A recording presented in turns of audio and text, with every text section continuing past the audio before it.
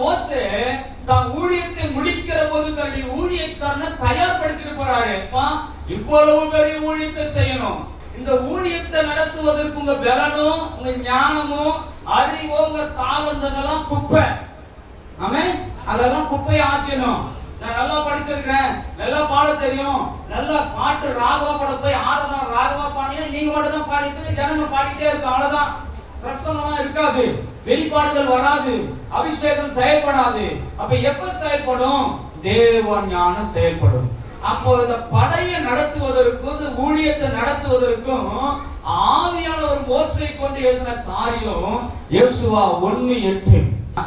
1:8 வாசிக்கிறேன், நீங்க நல்லா கேளுங்க.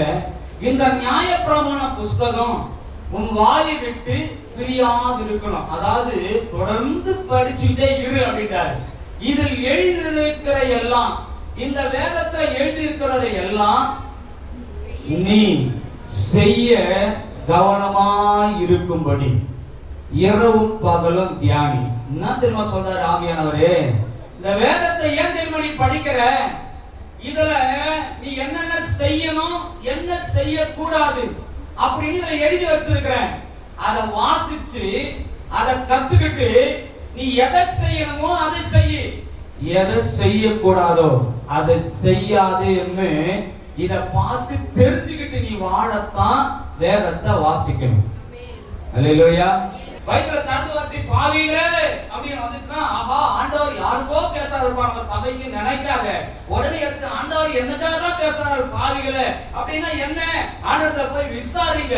வேதத்து ஒவ்வொரு வசனமும் உனக்காக மாத்திக்கொள்ளணும். அல்லேலூயா. இந்த சங்கீதத்தை யார் எந்த அடிப்படையில் எழுதுனாங்கன்னா யோசுவா 1:8 அடிப்படையில. யார் எழுதினது, யாருக்காக எழுதப்பட்டது அப்படின்னா யாசர் ஜெபக்குழு தாவீதுக்காக எழுதப்பட்ட சங்கீதம். எப்போது இந்த சங்கீதம் எழுதப்பட்டது அப்படின்னு கேட்டீங்கன்னா, தாவீது ராஜாவாக அபிஷேகம் பண்ணப்படுகிறது. தாவீது ராஜாவா ஆகிறாரு. அந்த வேளையில இந்த யாசர் ஜெபக்குழு, இந்த யாசர் குழு ராஜாவாய் அபிஷேகம் பண்ணப்படுகிற இந்த தாவீதை வாழ்த்தி பாடுவதற்காக எழுதப்பட்ட சங்கீதம் தான் 1.